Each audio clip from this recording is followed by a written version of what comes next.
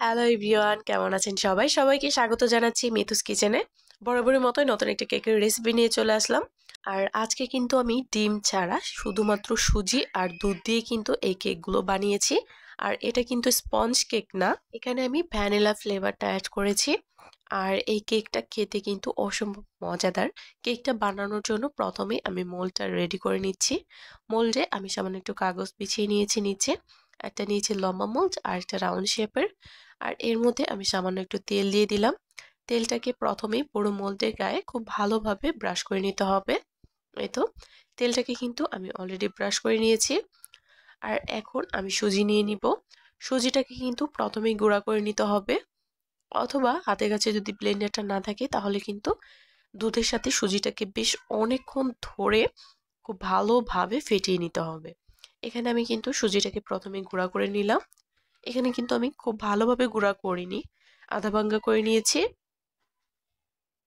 এখানে আমি 1 কাপ পরিমাণ সুজি নিয়েছি। আর 1 কাপ সুজির জন্য এখানে আমি হাফ কাপের থেকে একটু কম পরিমাণে চিনি দিব। আর হাফ কাপ পরিমাণ কিন্তু ময়দাও দিতে হবে পরে। যাই হোক, চিনিটা কিন্তু আগে দিতে হবে। আর তারপর এখানে আমি অল্প অল্প করে লিকুইড দুধ অ্যাড করব। ব্যাটারটা বানাতে যতটুকু দুধ এখানে লাগবে ততটুকুই অ্যাড করতে হবে। এখন সুজি আর চিনিটাকে একসাথে দুধের সঙ্গে খুব ভালোভাবে ফেটিয়ে নিতে হবে। আমি যেহেতু আজকে 2টা কেক বানাবো, এর জন্য কিন্তু পরে আমি এখানে আরো সুজি আর চিনি অ্যাড করব। এখানে আমি প্রথমে কিছুটা করে নিলাম, এতে করে কিন্তু আমার একটু সুবিধা হবে।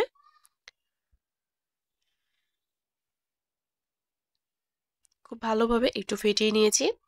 তারপর এখানে আমি আরো 1 কাপ পরিমাণ সুজি দিয়ে দিয়েছি। তারপর এখানে আমি দিয়ে দিব গুঁড়া দুধ। গুঁড়া দুধ দিলে কিন্তু টেস্টটা দ্বিগুণ পরিমাণ বেড়ে যায়। আসলে কেকে কিন্তু গুঁড়া দুধটা দিতেই হবে। গুঁড়া দুধ দিলে কিন্তু খেতে ভালো লাগে। গুঁড়া দুধ ছাড়া কিন্তু কেক খেতে একদমই ভালো লাগে না। আর আজকে আমার ভয়েসটা একটু অ্যাভয়েড করবেন। আমি ভীষণই অসুস্থ, যার কারণে কিন্তু কথা বলতে ভীষণই সমস্যা হচ্ছে। যাই হোক, এখানে আমি গুঁড়া দুধ দিয়েছি, সুজি দিয়েছি আরো। যেহেতু এখানে আরো সুজি দিয়েছি, এখানে আমি চিনিও আরো হাফ কাপ পরিমাণ দিয়ে দিব। আর এখানে লিকুইড দুধও অ্যাড করব। আর এখানে কিন্তু লিকুইড দুধের পরিমাণটা অল্প অল্প করে দিতে হবে, একবারে কিন্তু বেশি দেওয়া যাবে না। আমি পরিমাণটা আসলে মুখে বলছি না, ব্যাটারটা দেখে বুঝে নিতে হবে। আর এখানে কিন্তু আমি চিনিটাও অ্যাড করে দিলাম। যেহেতু এখানে আমি 1 কাপ পরিমাণ সুজি অ্যাড করেছি, এখানে আমি আরো হাফ কাপ পরিমাণ চিনি দিয়ে দিয়েছি। আর চিনিটাকেও কিন্তু এখন খুব ভালোভাবে ফেটিয়ে নিতে হবে। আর এখানে আমি ময়দা অ্যাড করব। এখানে যেহেতু 2 কাপ পরিমাণ সুজি দেওয়া আছে, 2 কাপ পরিমাণ সুজির জন্য এখানে আমি 1 কাপ পরিমাণ ময়দা দিয়েছি। আপনারা চাইলে কিন্তু যে কোনো বাটি মেপেও এই কেকটা বানিয়ে ফেলতে পারবেন খুব সহজেই। সেক্ষেত্রে বাটির মাপটা মনে রাখতে হবে। যদি 1 বাটি সুজি নেন, সেই ক্ষেত্রে হাফ বাটি পরিমাণ ময়দা দিতে হবে, আর হাফ বাটি পরিমাণ চিনি দিতে হবে। যাই হোক, ময়দা দেওয়ার পরে আমি এখানে আরো কিছুটা দুধ অ্যাড করছি। কেকের ব্যাটারটা কিন্তু দেখে বুঝে নিতে হবে। আগেই বলেছি, দুধ আমি একবারে দেব না, অল্প অল্প করে দুধ অ্যাড করব। আর তারপর এখানে আমি দিয়ে দিচ্ছি বেকিং সোডা। এখানে আমি 2 কাপ সুজির জন্য হাফ চা চামচের থেকে একটু কম পরিমাণে বেকিং সোডা দিয়েছি। আর বেকিং পাউডার দিয়েছি আমি 1.5 চা চামচ।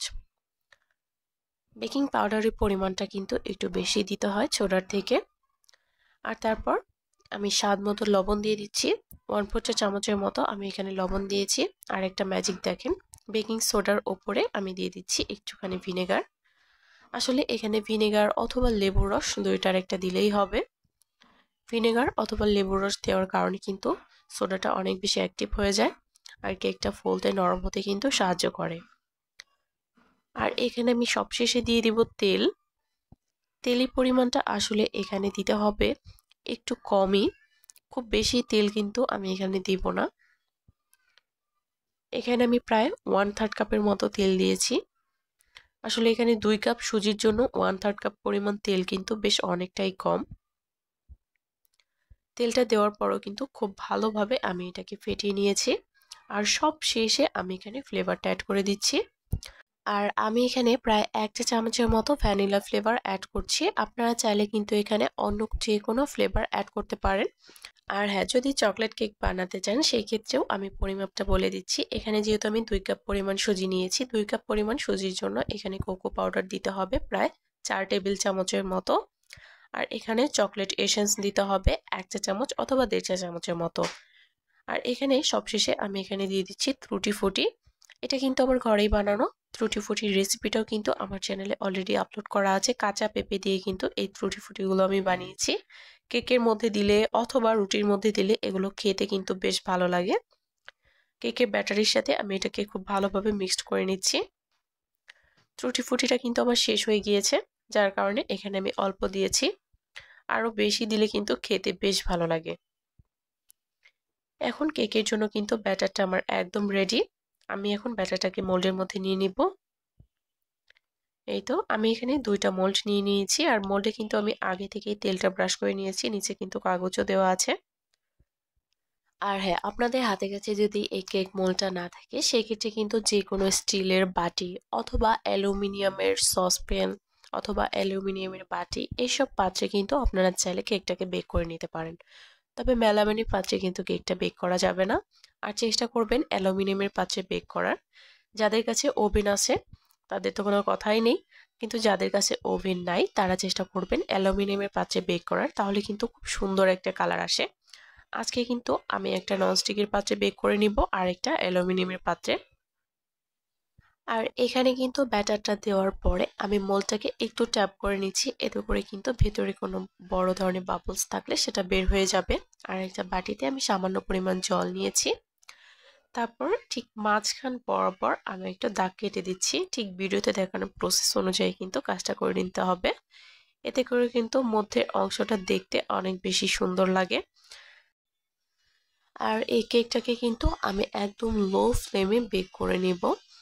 আসলে কেকটা যদি অনেক বেশি সফট করতে হয় তাহলে কিন্তু হাই হিটে রাখলে একদমই চলবে না, অথবা মিডিয়ামে রাখলেও কিন্তু হবে না, সেক্ষেত্রে প্যানটাও পুড়ে যেতে পারে। অবশ্যই লোতে রেখে কিন্তু কেকটাকে বেক করে নিতে হবে।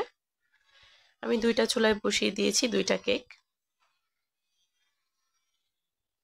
এখানে যে লম্বা মোলটা আছে এটার মধ্যে কিন্তু আমার একটু বেশি পরিমাণ ব্যাটার লেগেছে। আর এই কেকটা কিন্তু খেতে অনেক বেশি মজা হয়েছে, অনেক বেশি সফট হয়েছে। চুলার আঁচটা কিন্তু এটা একদমই কম রেখেছিলাম।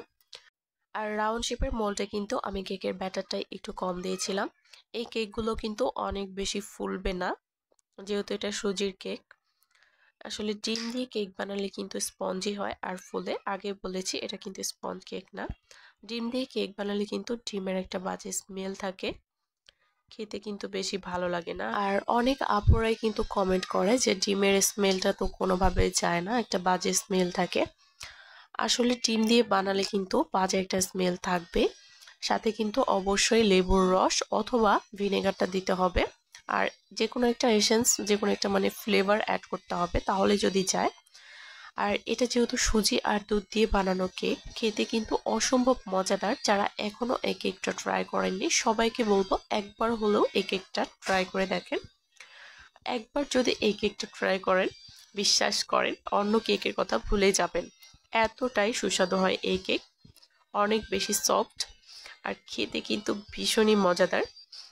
যাই হোক, ভিডিওটি ভালো লাগলে অবশ্যই চ্যানেলটি সাবস্ক্রাইব করে পাশেই থাকবেন। আমি কিন্তু একটা এয়ারটাইট বক্সে করে রেখে দিব, এটাকে আমি ফ্রিজে রেখে দিব যেহেতু 2টা কেক একসাথে বানিয়েছি। আর আমার ছেলে কিন্তু এই কেকটা খেতে ভীষণ ভালোবাসে, ওর জন্য এভাবে রেখে দেওয়া। ভিডিওটি ভালো লাগলে অবশ্যই পাশে থাকবেন।